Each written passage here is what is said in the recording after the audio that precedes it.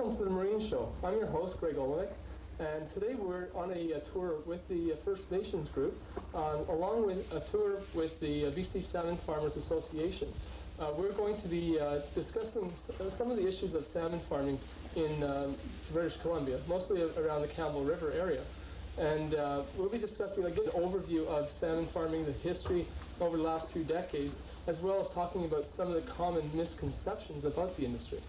So today we have with us Marcel Geisen, who is a marine biologist with the BC Salmon Farmers Association. So thank you very much for having us along on your tour. Thank you, Greg. We really appreciate having you out to Frederick Arms site here.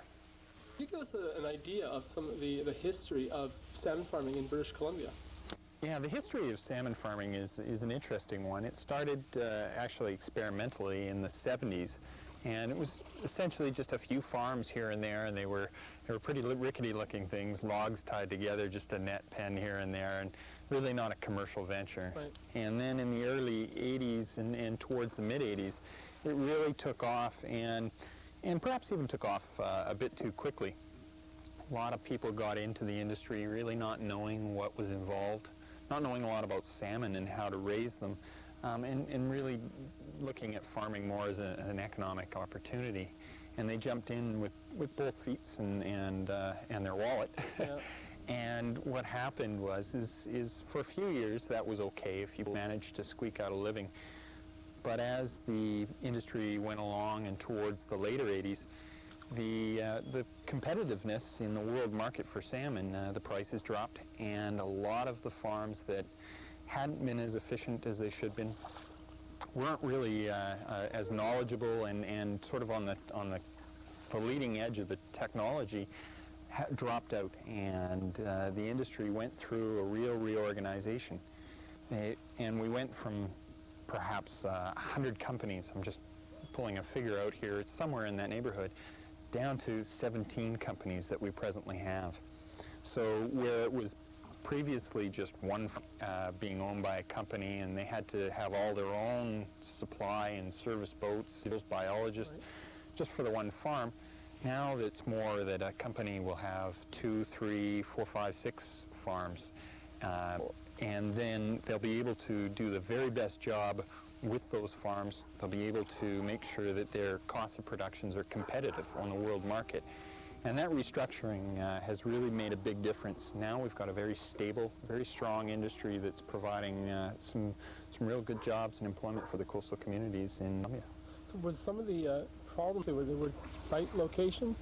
Yeah, and the sites initially were probably more to do with location close to Vancouver and the buildings. Right, close to the city. That's right, because that makes sense. You have to transport your product to the market and to the processing facilities, which are concentrated in Vancouver, or also you have to get your supplies and services, which are primarily located in the bigger communities.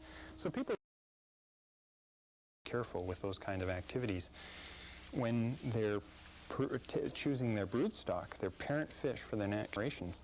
They screen every parent, and they make sure that. Great. I know, I love salmon. And I'm with Mike O'Keefe here. He's a fish technician. Mike, maybe you can give us an idea of where we are exactly. Well, right now we are at Frederick Arms, which is right about here, and it's about an hour and a half by boat and car from Rock Bay, which is down towards the Vancouver Island down there. By boat, it's about 45 minutes from itself.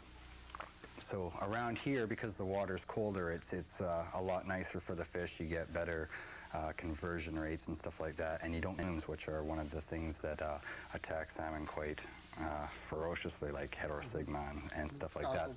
Yeah, so the colder the water, the better off you are. So we have been tending to stay up north, whereas a lot of companies are down, getting towards Redonda and stuff like that. We do have one site on Redonda. That's because we are from another company, and it's just to get some fish in there. But you want to stay up in the northern area if you can. With Jeff Turpin, this is a charter service that the BC Salmon Farmers Association arranged for our tour today. Hi, Jeff. Nice to see you. How you Thanks doing? again for the lift. No problem. anytime. Great. So can you tell us a bit about your business? Well, it's my second year in the charter business, sports fishing, scenic tours. And I was approached today to do this, and pleased to do it. Is your Nice day for it. Do you usually do salmon farm tours, or? Only on request, but we haven't had too much of a call for it.